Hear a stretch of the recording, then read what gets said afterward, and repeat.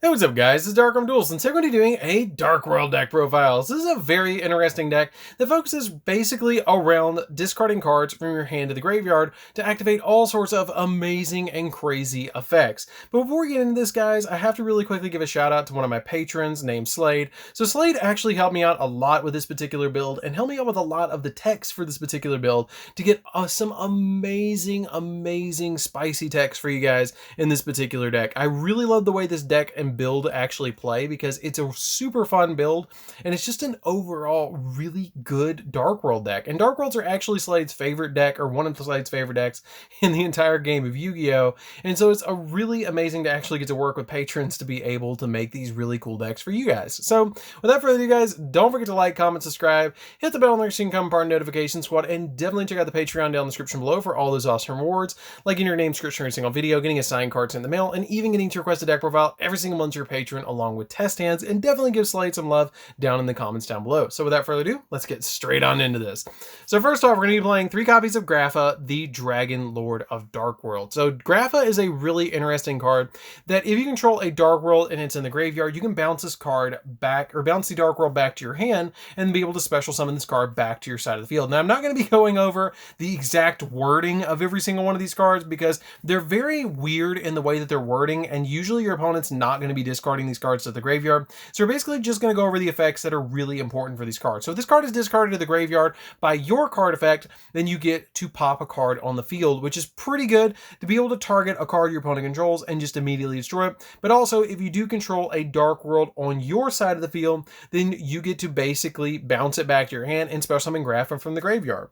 We then play double copies of Lucent, the Nether Lord of Dark World. So if this card is discarded, you instantly get to special summon it back from the graveyard, which is a really good effect. We then play 3 copies of Snow on Light of Dark World. If this card is discarded to the graveyard by your card effect, then you get to add a Dark World card from your deck to your hand, which is a really good effect.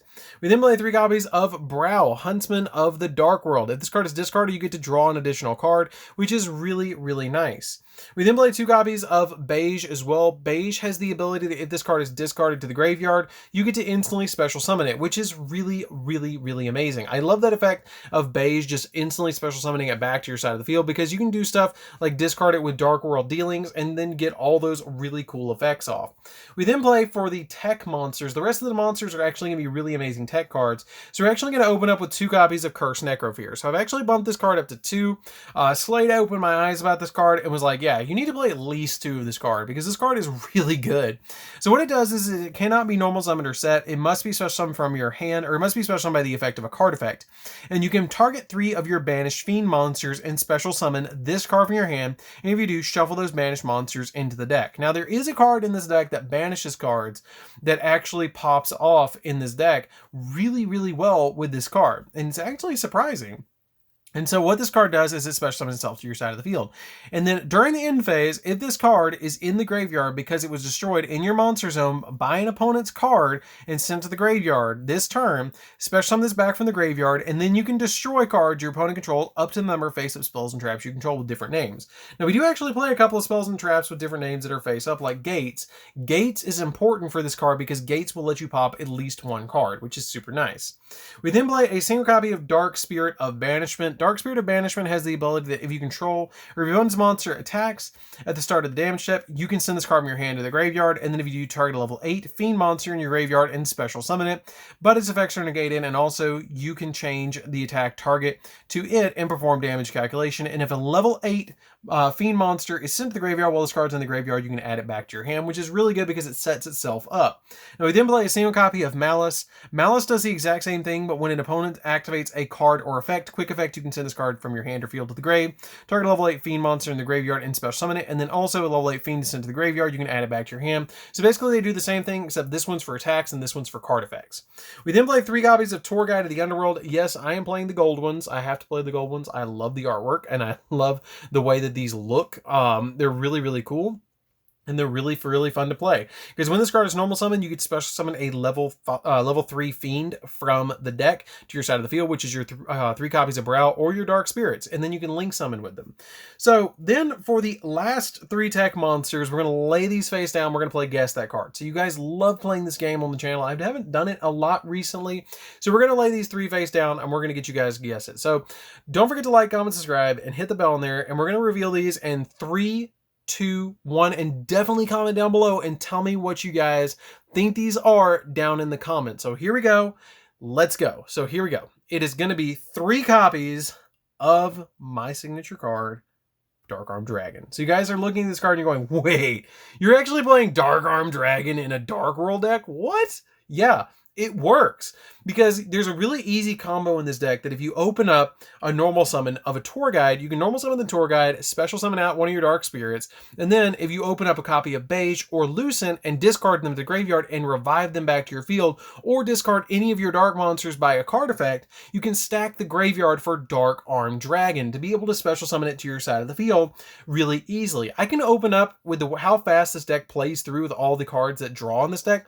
I can open up like 2 copies of this in a single turn and lay them on the field and go into a rank 7 play or link them away or just leave them on the field as 28 to 33 beat sticks depending on if I have Wee Witch on the field to back them up. It depends on what you need because an ending board, a really easy ending board, is Grapha, Curse Necrofear, and a copy of Dark Armed Dragon as your boss monsters, and you can get any combination of any of those monsters on your field at any given time, which is really cool to actually be able to play Dark Armed Dragon in this deck. So that's it for the monsters, guys. Let's get into the spells. So for the spells, we're going to be playing a single copy of Upstart Goblin because playing a 39 card deck is great.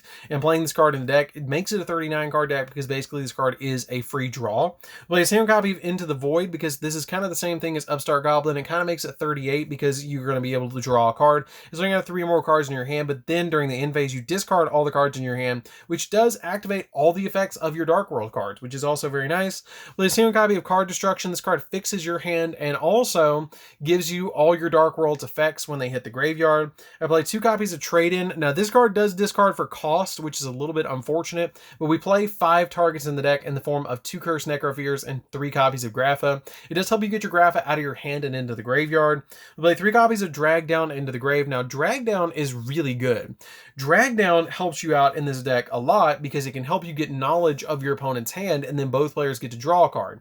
Now you will sometimes, your opponent, if they see the copy of Dark Armed Dragon, they'll hit that as the save card, but that's sometimes a sacrifice you're willing to take because you're getting something that's really important out of their hand, and if you have multiple Dark Armed Dragons, it's just stacking the graveyard anyways. We then play 3 copies of Dark World Dealings. Dark World Dealings lets both players draw a card and then both players discard a card, which is also very good for this particular deck. 3 copies of Allure of Darkness because it helps you dig into the deck a little bit deeper, and it also stacks your copy of Curse Necrofear.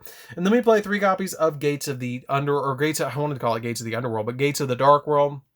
And basically what this card does is if all Fiend monsters gain 3 in attack and defense, and then once per turn you can banish a Fiend, and then discard a Fiend, and then draw a card, which triggers the effect of your Dark World that you discarded, and it also goes off with the effect of getting to draw a card, and it sets up your graveyard a little bit for Curse Necrofear as well, which helps out this deck a lot. So that's it for the main deck, guys. I did drop Dark World Brainwashing. I didn't feel like I needed it anymore, which is why I didn't go over the effects of the other effects of your Dark Worlds, like Snow, Grapha, and Lucent. I just didn't feel like you need those because they don't go off all the time. They don't go off ever anymore when you don't play Brainwashing, so it's not that important. So for the extract, we're going to be playing a single copy of Wee Witch. Wee Witch is super helpful because it's going to boost your monsters up by 500, and also, if this card is destroyed by battle or by card effect, you can just target a dark monster in the graveyard and add it back to your hand, which can get your Dark Armed Dragons back to your hand or your Curse Necrofears as well if you need to.